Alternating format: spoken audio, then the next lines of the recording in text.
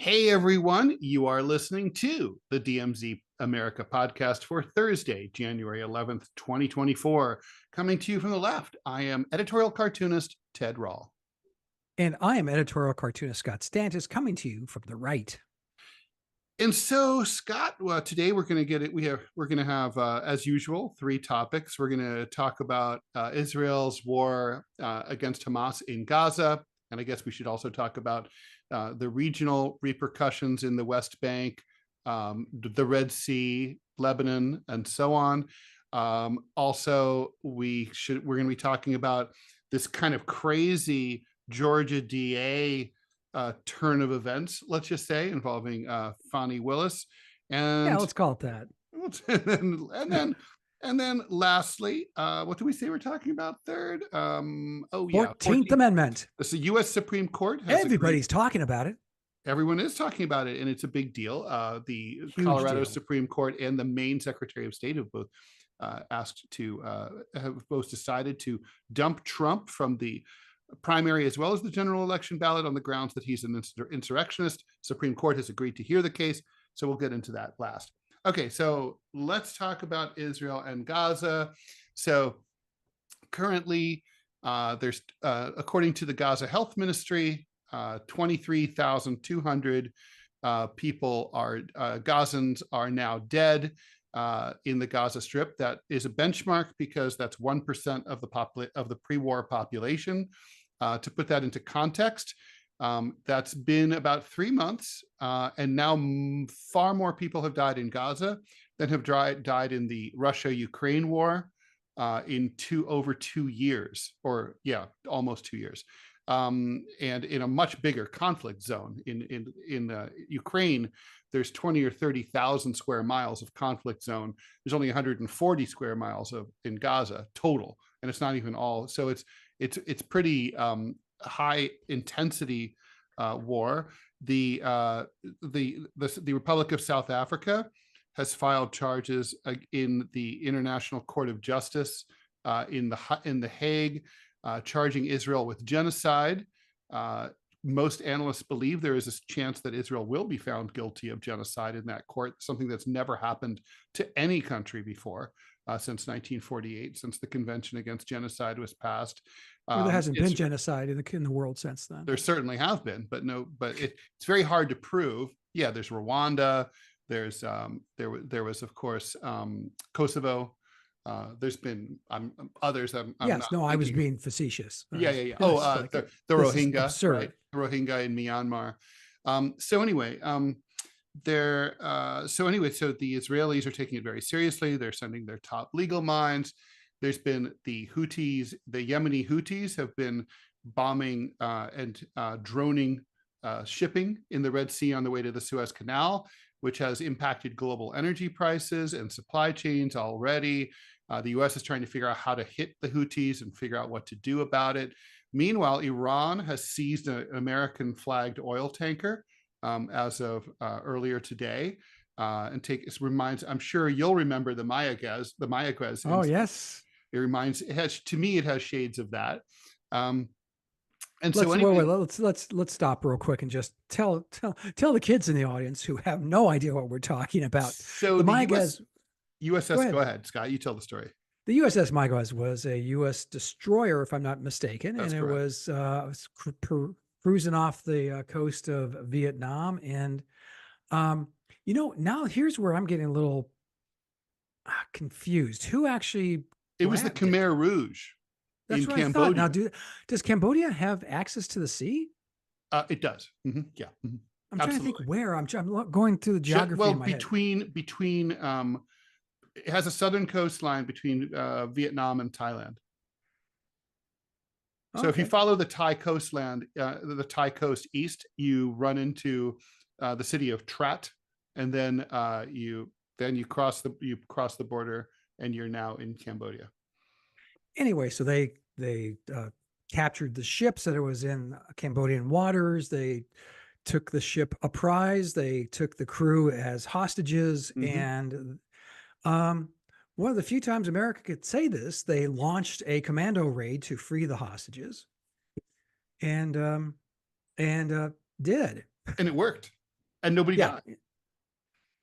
I'm not sure if any Cambodians were. Is that true? There might have been some Khmer Rouge who died, but it's like it wasn't a bloodbath by any standard, and all the Americans were And then they released the returned ship. safely. And the reason I remember this is that the steering wheel, or whatever the hell it's called in nautical terms, the steering wheel was, this was all under President Ford. Is it? I think so. Or maybe not. Well, there's the wheel, right? Yeah, the anyway. Yeah. So anyway, they got it and they presented it to President Ford, who had it in the Oval Office. Oh, it's kind of cool. Yeah, but it's like, when you're in office for less than like a week, you clumb onto whatever fame you can. Now, what I've noticed, so what's interesting to me, there's a bunch of things that are interesting. God, there's a lot of moving parts here. It's scary. There's a lot. So maybe we should start with the threat of regional spread, because I mean, look, I don't think the U.S. is going to want to open a war with Iran. I don't think they ever want to. Iran's a real country. There have been disputes in the past where shipping has been intercepted by the Iranian Republican guards and then released later on. I would suspect that something like that will happen here. The Iranians will not keep it. They'll want something in return, maybe they'll get it, maybe they won't. But I mean, I think both sides do not want a U.S.-Iran war. Okay, so then there's now I do think. Can I throw in one little spin too, because there's layer upon layer upon layer on this stuff. But the Iranians realize that it's an election year, right? And no one lost votes in the United States by bombing anybody. No, that's true. That is true. Just saying. However, bombing Iran would be problematic, but because I could see them deciding like, okay, well, now we're going to put on our big boy pants and we're going to bomb Israel and make ourselves giant heroes to the entire world, to the entire Muslim world. I mean, the Muslim world is completely inflamed right now, and Iran's always. I don't think they are, and I don't agree with you on that, Ted. I really can't. I'm sorry to interrupt, but I don't see that. I mean, what are you basing this on, other than maybe some rhetoric? But they're not the ones who brought suit against Israel in the Hague. They're not, they're not doing anything that I can see. Because there's a huge separation between the regimes, like the royal family of Saudi Arabia, and the Arab Street, right? I mean, I think the regimes like the Hashemite kingdom of Jordan don't give two shits about the Palestinians, but the streets do. There are massive protests going on in Arab capitals, and there's sustained pressure to the point where, like, for example, the Saudis, the Jordanians, even the Turks have had to. Turkey used to be a close ally of Israel. They've recalled their ambassadors. They're threatening to close down to sever diplomatic relations. The President Erdogan of Turkey compared Netanyahu to Hitler. This is, I mean, it's definitely the Arab world is. I mean, the street is inflamed, and even these dictatorships cannot ignore what has happened here. I mean, I think. Yeah, I don't see it, but go on. I mean, I haven't seen it. Think that doesn't mean it's not happening. You're also seeing is public support for Israel just internationally is evaporating. I mean, there's President Macron of France is really disgusted. He's French. When isn't he? Okay, fine. But the point is, France is definitely usually on Team Israel. I don't know. I guess we can just cut straight to the chase, Scott. I think Israel has gone too far by a lot. The UN has already declared what is officially declared what Israel is engaged in to be an act of ethnic cleansing. That's clearly what it is, right? They have flattened a territory, the territory of Gaza, with the goal of making it uninhabitable, so that the population is forced to flee. That is what's going to happen. I mean, without a doubt. Right, but I don't think the UN voted to pass. That didn't pass the UN. I believe the It United wasn't a States vote. vetoed it. No, it was the special rapporteur. I'll find her name, but the UN issued a report already saying that the High Commissioner for Refugees. So, I mean, the point is, it's a really ugly look. And I'm going to ask you a tough question, Scott. I mean, you've Sure. always considered yourself a supporter of Israel. Are you still? Yes, Why? absolutely. Why? Because the attacks of October 7th were so brutal, so beyond anything any human being could imagine, that they had to be responded to in an extreme way. Would I have done it this way? Do I think that they've gone too far? Yeah, I do. I think that this is too far. But by turns, I understand the national trauma that they're dealing with and what they had to deal with on these attacks on October 11th. People are forgetting this, and they tend to not mention them. I just, I wake up to NPR in the morning, and just within the last week, they've started to mention the attacks again. Israel didn't just wake up one morning and go, "Oh, let's wipe Gaza off the face of the map." This wasn't born of whole cloth. This was born from a vicious, cruel attack. And you and I have gone round and round on this, and we disagree, and that's fine. But if I was president of the United States, I would still support Israel. I would do what it sounds like the Biden administration is doing, is behind closed doors say, "Okay, guys, what you just said, Ted, you're losing whatever good faith you had in the world." Should this have been handled? I mean, you've suggested this in the past. I think you may have a point. I think 9/11 too. If we had treated it as a police action versus wholesale invasion of first Afghanistan and then God knows why Iraq, the Israelis probably would have been better served had they done it that way. But yeah, speaking of which, this is a little detour because I do want to get to I really want to stick to the meat of the topic. Sure. And I want to follow through on my question. But like, why did the Israelis, I think, started bombing within 48 hours of October 7th? What was the rush? I mean, honestly, the Gazans aren't going anywhere. Hamas isn't going anywhere. They have 240 of your hostages. Why not say, we want all of our hostages back, or there will be trouble? You know what I mean? Like, why not make that, why not say, we are going to give you a week or two to think it over, and then we're gonna come down like the wrath of God if you don't do what we say. I mean, I think even if you knew that Hamas would say fuck you, why would you still not do that so that you could then tell the world, look, we asked nicely? Yeah, you're talking rationally, and I'm not sure. I would assume you have friends in Israel too. The Israeli friends I've talked to are in shock. They still are. And I think that when you're in shock, I mean, we've talked about this on other issues. I certainly have. When you're angry, when you're in shock, when you're traumatized, worst time in the world to make a decision, an important decision. But they made the decision 2 days, like you said, 48 hours after the attacks. And I recognize and understand why it happened.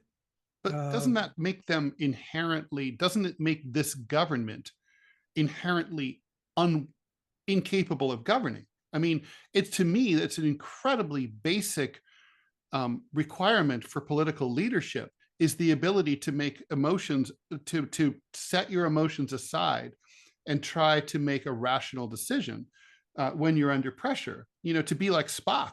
I mean, you're not supposed to lash out when you're the prime minister of a country, or for that matter, a secretary of defense of a country. You're supposed to be, assuming you can find them. Good point. And why not? So, you know what I'm saying? I mean, so to me, I hear you. It's sort of saying so you're saying yourself as a supporter of Israel, well, here's a government that behaves irrationally and is essentially run by emotionally immature maniacs. And why? So wait, tell me why we're sending them billions of dollars? Oh, I don't think it was an error at the time, at the moment. That was the proper response. But you're right. Why not give it a couple of weeks though? Like I said, because why give I think the thought would have been for public is public consumption.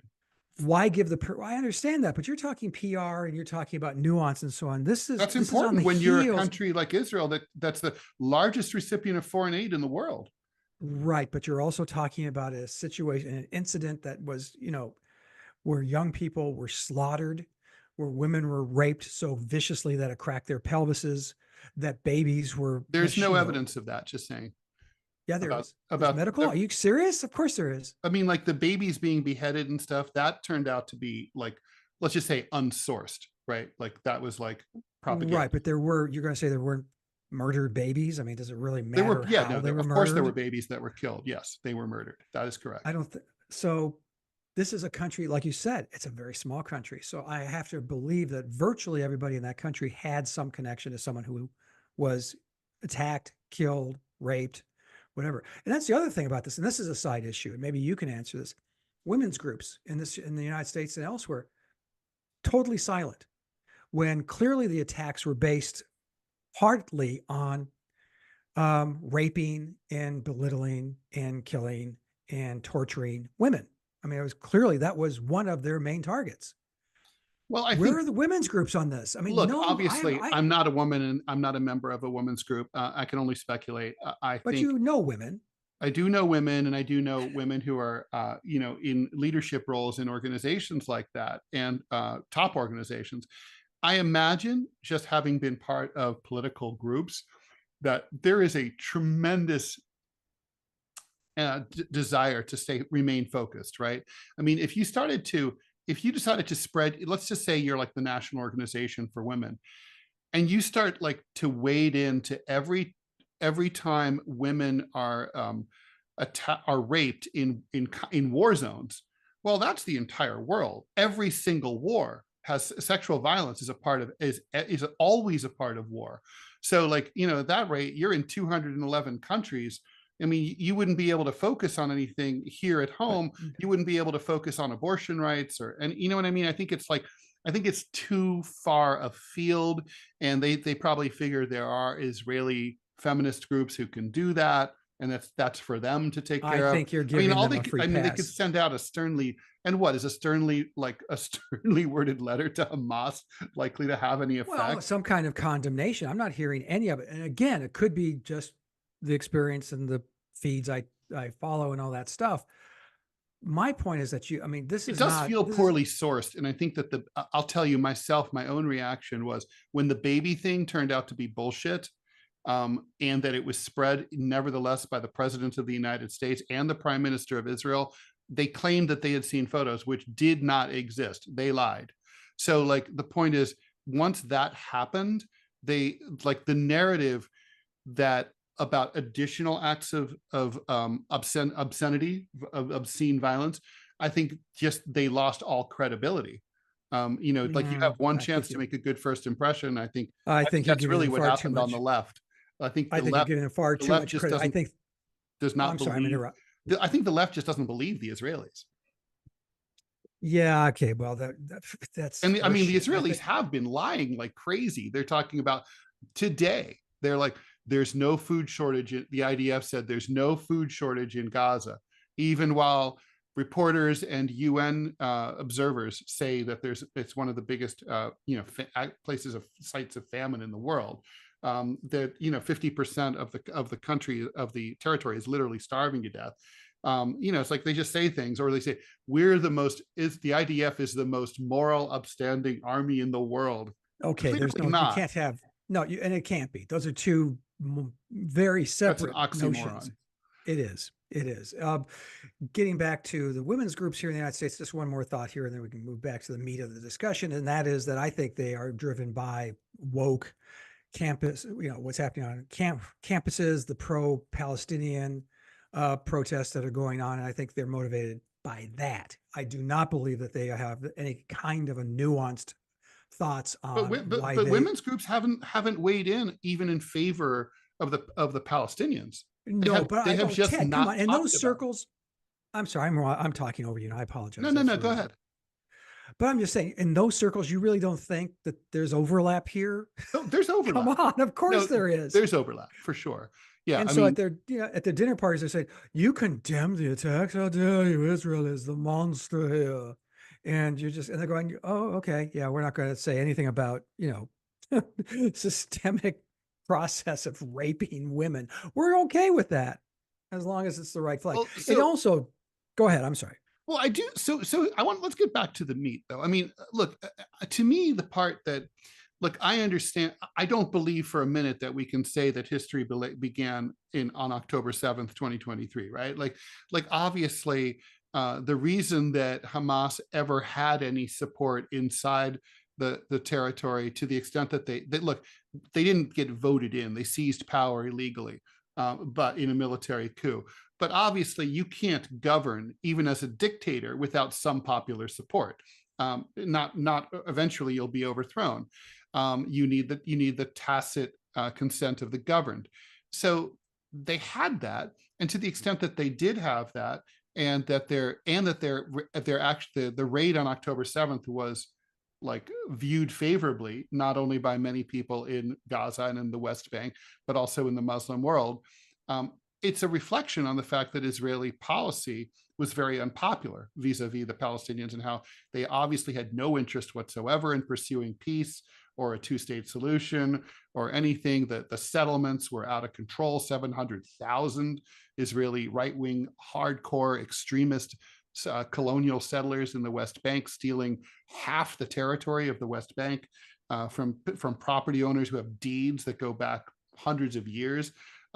Like, I guess my point is that, like, even if we accept that, so the Israelis, Hamas kills 1,200 people, takes 240 hostages, deplorable, disgusting, violent, stipulated. But then what has happened since, which I'm not going to enumerate because anybody who's listening to us knows what happened next. It's kind of like saying, okay, one thing followed the other, but that thing that followed was not justified by what happened first. Like, a reaction was called for, but like, what kind of reaction is like the issue here. And I don't think really almost anybody can justify. I don't even think the Israelis really justify what they did since then, because they just brush it off. They don't address it. They don't say, now they had it coming. They deserve to lose 1% of their population, and we're going to keep going. They don't say that. They just say, oh, we just want our hostages back. They ignore the issue completely. Nobody's arguing in favor of what they did. So I guess my point is, it's like, remember when in the 80s, the IRA blew up a hotel in London while trying to kill Maggie Thatcher? They thought she was on the floor. Maybe she survived, but the point is, they blew up an entire floor of a hotel in London. I mean, that's an atrocity. What if England had gone to war and flattened Northern Ireland completely? Well, they did continue their occupation. It continues. They did, and it was violent, but it was not on this scale. And so I think this scale, there's a couple of factors coming into it. First of all, the Netanyahu government, the last 10 years, the ascent of religious parties, the dehumanization. You talked about the settlements. You and I agree on those. And I thought, and I've talked to Israeli friends and said, you got to stop doing that. They haven't listened to Scott, weirdly. And the Israeli government's all about it. They are. Well, and you and I both know, you can hear and have heard numerous interviews of the settlers there, the dehumanization of they're maniacs. They're racist. Well, you know what it reminds me a little bit of is Americans moving west and taking over Native American lands. And we're just taking it from those horrible, dirty, rotten savages. Yeah. And the language that the settlers used in describing Palestinians is not dissimilar. So, I mean, I guess your question is, how can I continue to support them? I support them because that is my question. There are imperfect systems, and there are. I mean, I guess what would it take, Scott? I mean, like, let's just say, I mean, Israel is a nuclear power. What if they drop? I mean, that has been suggested by at least one Israeli cabinet official that an atomic bomb should be dropped on Gaza. I mean, I don't know if he was just that's just hot rhetoric, although intemperate rhetoric, which frankly is unworthy of someone in his position. Yes. But let's just say that Israel did that. Would you still continue to support Israel and say, well, on October 7th? No, I would say, I'd say that's a bridge too far. Obviously, that's escalating to a point that, what happens next? Iran may or may not have the bomb. There is a Muslim bomb in Pakistan. Where does that end up? But let's just say it had no dangerous repercussions for the region, which is, of course, impossible to imagine.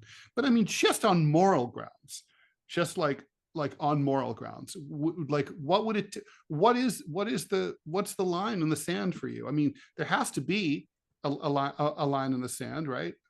Of course. And I think it's one of those, I had not thought of it, quite frankly, that deeply. Like if they dropped a bomb on what's left of Gaza, and then that crosses a line, obviously. So then like if they kill 50,000, if they kill 100,000, if they kill 200,000, is there a line? Yeah, I think there is. And I think they've come very precariously close to crossing it, obviously. I mean, I think any rational human being will say, yes, they've come close to crossing it, even supporters of Israel like myself. I'd like to know, and they have not been good at articulating what the end game is. I don't know what it is.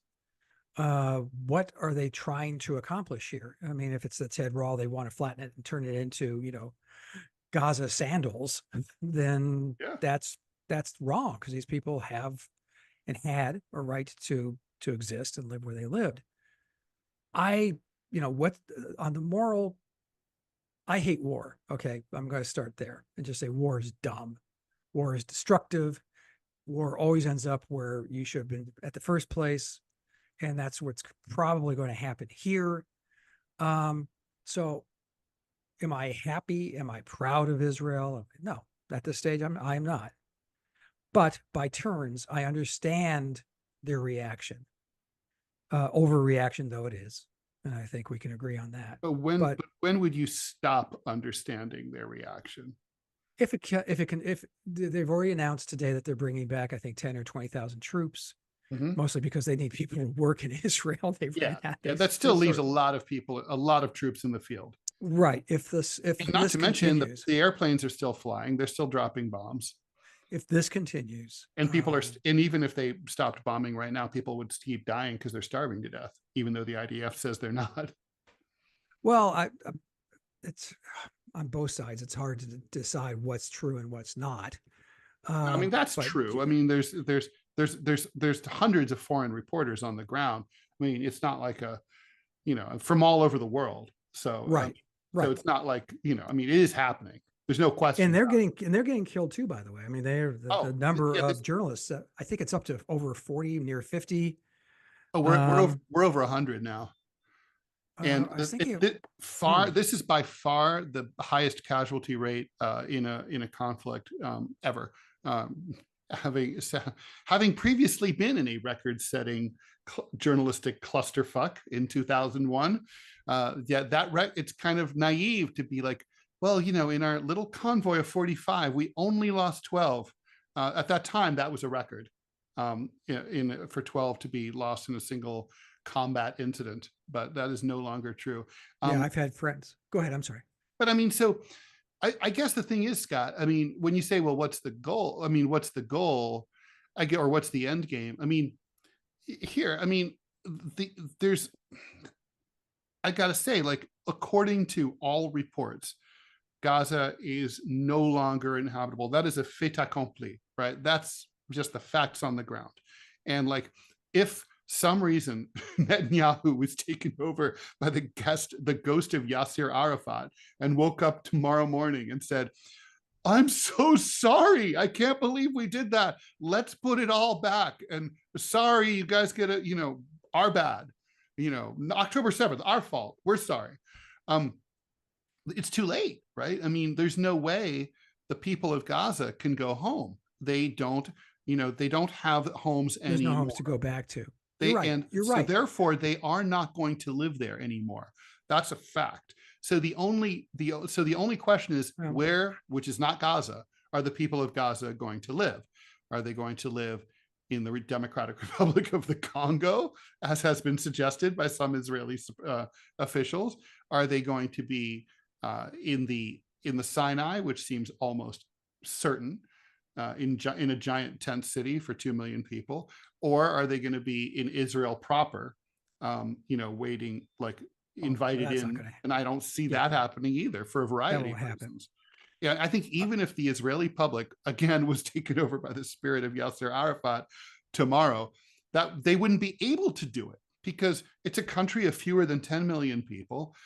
You're talking about, absorbing 2 million. Imagine, like, the United States taking in 20% of its population. We can't accept 60 million people like tomorrow, okay? Even though we're a big, rich country, there's no way. So, and Israel's not like really a rich country. And so they're pretty rich. I mean, it's for there, but the point is they have a very high aging population. They have a lot of ultra-Orthodox people who don't contribute to the economy. They just study the Torah. It's an old country, a lot of aging people. When you go there, it's very striking. You kind of feel like you're in like a retirement community in Florida. There's not a lot of young people. I guess the point is, that's the facts on the ground. I mean, that's it. Yeah. So Scott, here's a tough question number 2. Okay. They have effectively ethnically cleansed Gaza. It's already done. I mean, the population hasn't been moved and hasn't all been done, but it's done. There's no putting the genie back in the bottle. So do you still support Israel, even though they ethnically cleansed 2.3 million people, half of the entire Palestinian population of pre 1948 Palestine, ethnically cleansed?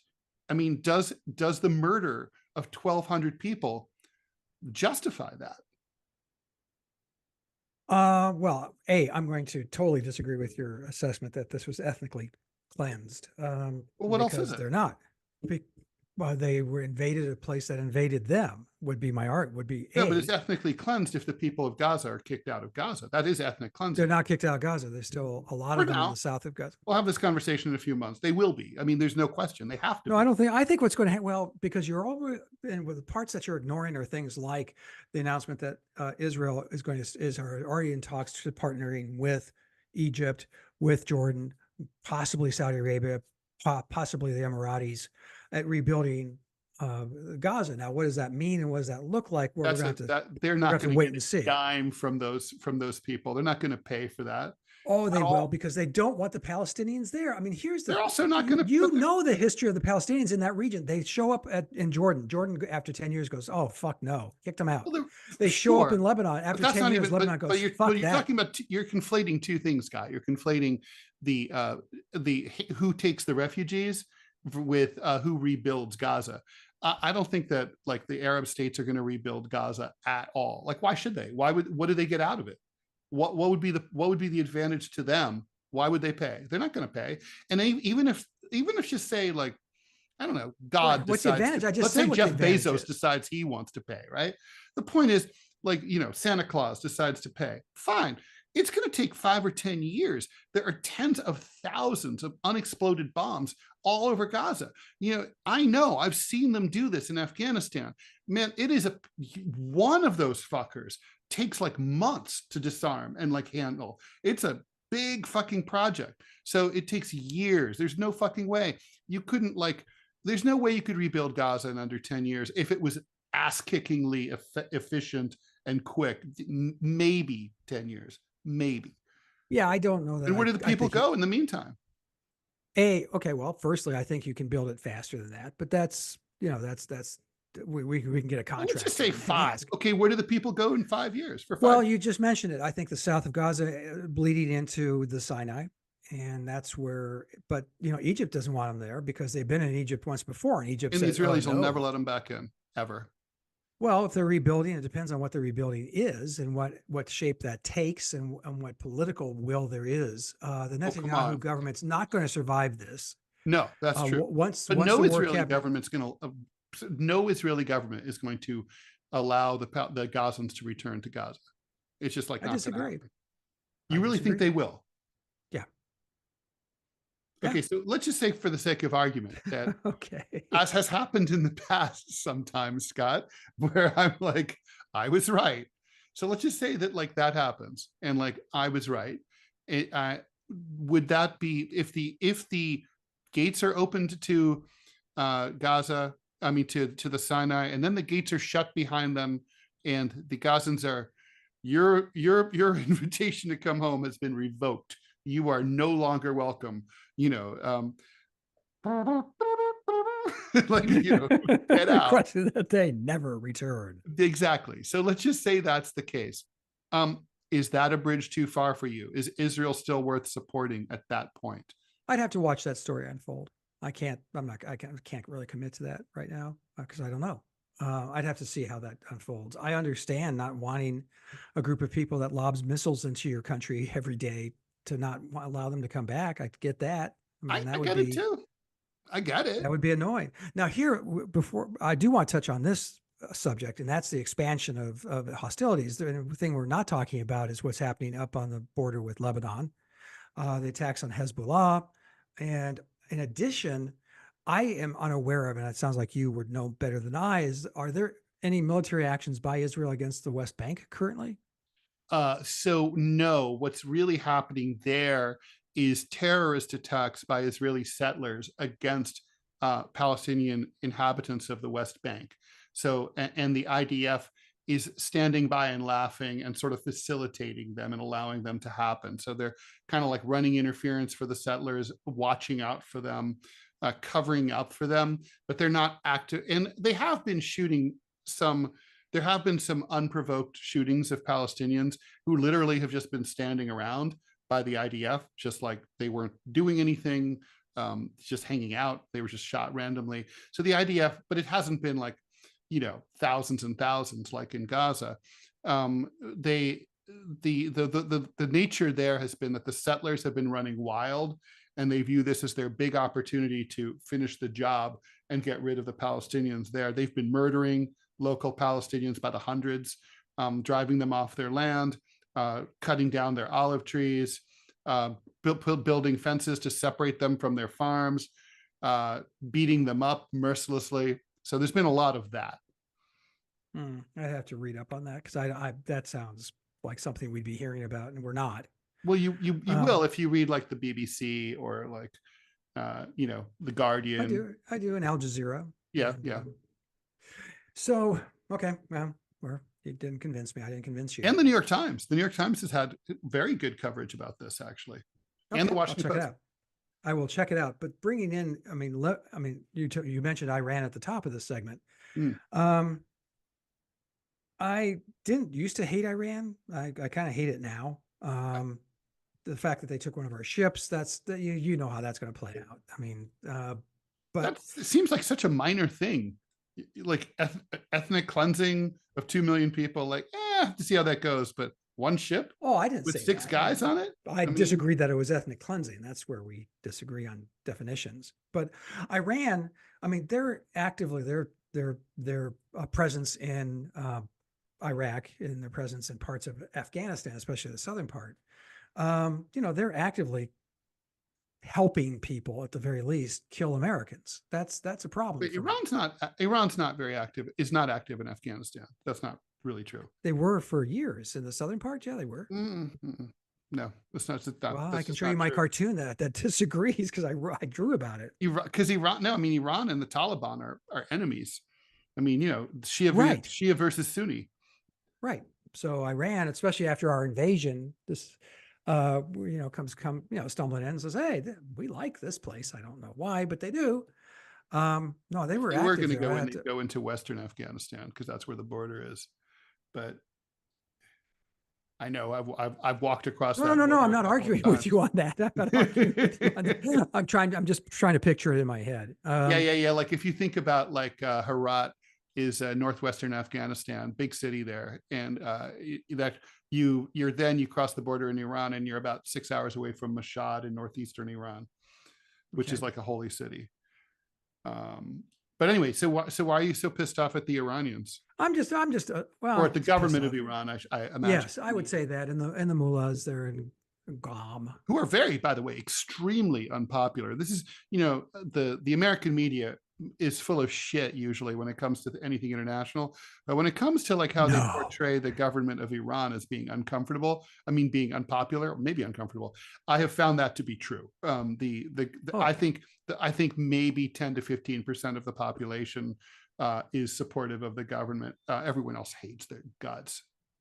Yeah, I mean, you and I have totally agreement with this because we both lived in LA, or I lived in LA, you worked there, and it's a large Persian population, and they were about as American as anyone you could think of on the planet, other than temperamentally, Americans. they're very similar to us. Yeah, they really were. And so, just the revolution always kind of made me, I thought it would be short-lived. Well, the revolution was, I hate to say it, I think that Iran would have moderated enormously if the US had left it the fuck alone. Don't forget, like right after the revolution, we supported Iraq's invasion of Iran and the Iran-Iraq War from 1980 to 1986. That was brutal. So we're like using our bud Saddam Hussein to go after the Iranians. We should have left them the fuck alone. We didn't understand anything. Like now we know that Ayatollah Khomeini, who we thought of as this fierce dude with this awesome, crazy, terrifying beard and wild eyes, he was a moderate. He was pushing for moderation inside the regime, and he was constantly being undercut by American actions. I do think you catch a lot more bees with honey than with vinegar, and the U.S. certainly. We do not do that, and like the sanctions aren't helping. The sanctions, like when you go to Cuba, that you just realize like the government's like ish popular, but man, the sanctions props them up. It's like same thing in Russia. Everyone in Russia thinks that the sanctions are because we hate the Russian people. That's what the Cubans think. They think the America hates the Cuban people and wants them to starve and die. That's what the Iranians think about. They're like, why do the Americans try to kill us? So like sanctions are a disaster. They don't work at all. They're so counterproductive. I'm trying to think of one instance where it's done what we had hoped they would do. Never. Oh, there was an upstart little Asian country about 70 years ago, and we decided to have very heavy sanctions and not allow them to get gasoline and oil. And oh, right. Oh, that worked great. I remember. Yeah, Japan, and they handled it well. They were chill. Yeah. They were like, okay. I think the best argument for sanctions is probably apartheid era South Africa, but most historians think that it didn't really make any. It was probably a wash there. The people of South Africa were able to understand why we were doing it, but so they didn't really hate us for it. But it doesn't seem to have really moved the needle. You don't think it was Little Stevens Ain't Gonna Play Sun City that did it? Probably, maybe not. Maybe it was, maybe not. Because when rock and roll stars, I think honestly, the fear of just like being the white minority, of knowing that you're 15% of the population and you're trying to control these people who fucking hate you because you've been oppressing them for forever. I think they got to a point where they were just like, we're tired of being scared all the time. like I think it was unsustainable. It's just unsustainable. Well, that's what it's. That's Israel. Israel is unsustainable. Well, and I've said this before. Why don't we end on this? That you can't be a democracy and be an occupier. They're mutually exclusive. You cannot be both. Right. Or but like, hey, I'm going to say also, I think the idea of like how the U.S. never resolved at its founding, the slavery issue. They just kicked the can down the road, right? Like in 1789. And Israel never settled the question of, is it a European style modern nation state, secular state, or is it a medieval style religious state? And and they never resolved it, and they kicked it down the road. What we're seeing now is a result of that failure to decide that. I think I'm going to say I don't I think the two-state solution is dead on both sides. The Israelis clearly don't want one. And now the Palestinians don't want one either. I think they both kind of want the whole thing to themselves. And the Solomonic decision is you guys have to share. You have to live together in one country, one man, one vote. Sorry, Jews, if you're upset that like the Arabs are breeding faster than you and you're going to lose control of your population, of your country, then you should better start boning and popping out more kids. It's like you get to it, because it's like President Ted says, "Start boning, Israel." Well, that's it. Hey, it's a good campaign pledge. Like this is your president ordering you to have more unprotected sex. I mean, but I do think that's what we're gonna. I don't know, Scott. I'm going to hold your feet to the fire on this thing, because I do think it's you're a moral person, and I think what you're suffering from is cognitive dissonance.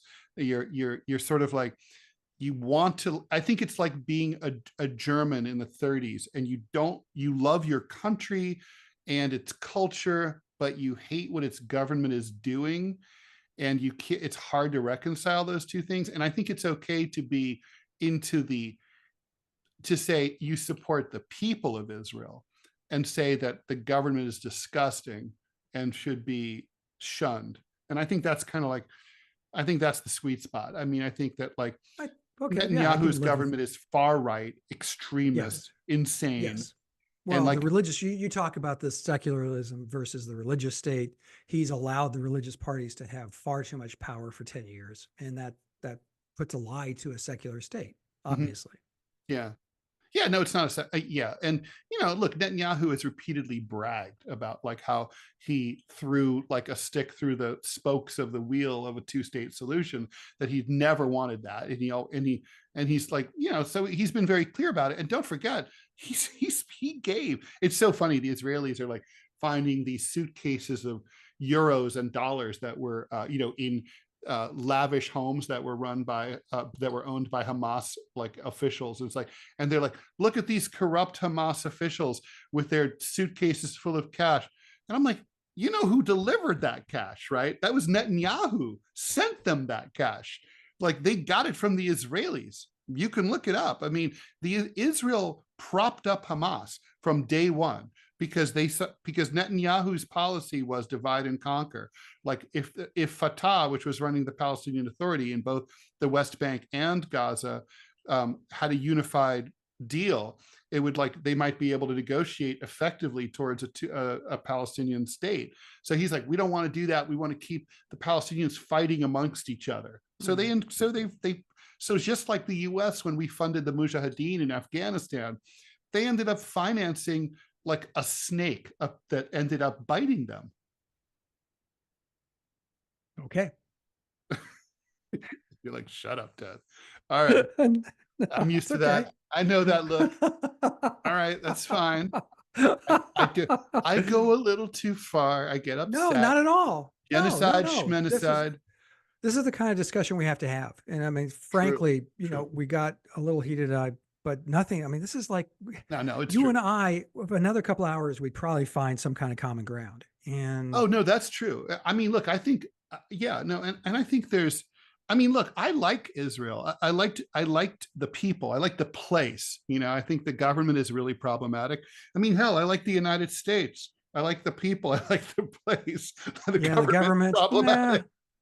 Yeah, no, I'm with you. No, I hear you. So that's kind of how I think it's, and I think that's the key. I think it's like almost wrong journalistically when they say like, when they personalize the government. So, like when they say like, Uganda complained about Tanzania or whatever. And it's kind of like, well, no, Uganda didn't do anything. Like the prime minister of Uganda did something, or the Congress of Uganda said something or voted on something, but the people didn't say anything. Nobody asked their opinion. And I think it's sort of like, or when they say the capital, right? Like Washington issued a directive. I mean, I know what they mean, but that shorthand, it like gets into our brains and we start to think that it's real. It's like linguistics, right? Like we really think, my country, love it or leave it. Well, my country for sure, I love, but I don't love my government at all. And like, but we're not allowed to have that separation, but we should, because they're not the Well, of same thing. course. Well, it's nuance too, and we can't have that. It'll only cause trouble. All right. just confuses people. All right. Now that we've not solved the Middle Eastern crisis, but at least unlike Jared Kushner, we weren't paid to do that. So, fuck it. I wonder if someone handed me a check for $1 billion, yeah, I could probably come to some kind of like, here's what we ought to do. You think? $1 billion? Yes. Yes, I can do it. I'd do it for $1 million. I think I could do it for $20. I mean, I think the problem is, I got to say, a little overtime here. Personally, Okay. if I were the president, this is a Scott question. You always ask me this question.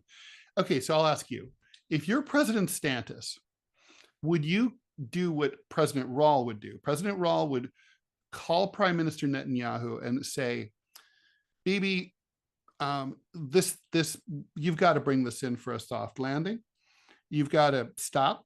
You got to like ramp down the fighting, and you've got to let people out. You can't trap them in there anymore, and you got to let in all the aid. You got to stop. You just got to stop. And if you don't, and you've got to say officially, have the Knesset vote on this, that you favor Palestinian sovereignty, and we want to see you make serious motions towards that within the next year or two. And we'll set a deadline, 5 years, there's a sovereign Palestinian state. Like, if you agree to this, or no more $3.8 billion per year, like, done. We'll still answer your calls, and then if you don't do that, we're going to start to distance ourselves more. We're going to reduce intelligence cooperation and all that stuff. But right now, just stop. And that would, I think someone has to tell them. I mean, and we have that power. We have the power of the purse. Yeah, I think, well, obviously that would put a chill into the government. I'm insisting on a 2-state right now. I think the timing is terrible, but I do believe that, yeah, you have the power to say, okay, you're bringing it in for a soft landing. You made your point. Right. You're done now. Yeah. Yeah, I think that'd be that's a reasonable approach and a reasonable thing to request. But right now, that would be considered in the present state in the U.S. I don't think you would find like 50 congressmen who would be willing to support that position. No, they can't. I mean, the Israel lobby is, as we all know, very, very, very, very, very strong, very pervasive, has been around for a very long time. So yeah, but that's not really a question for the Congress, for the House or the Senate. It's the House for the administration, and they're the ones who control the purse strings on international spending, and so they're the ones who could say, like you suggest, knock it off or we're cutting you off. You do that with your kids. Yeah, that's true. Like, it's kind of like, look, if you want to be a bonehead, but I'm not paying for it. Right. Like, little Hunter, I'm not, buy your own crack.